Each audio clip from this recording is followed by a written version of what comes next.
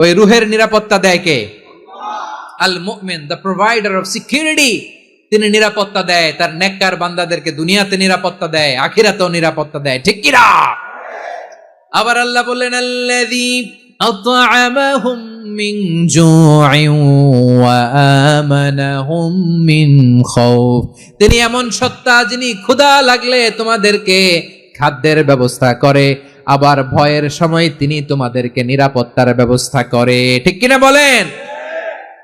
দিও তৃষ্ণা পেলে ঠান্ডা পানি, ক্ষুধা পেলে লবণ ভাত। আল্লাহ এই গরিবের শোনো শোনো মোনাজাত। আল্লাহ এই গরিবের শোনো শোনো মোনাজাত। আল্লাহ এই গরিবের দিও তৃষ্ণা পেলে ঠান্ডা পানি, ক্ষুধা পেলে লবণ ভাত। আল্লাহ এই গরিবের। পড়ে না আমিন?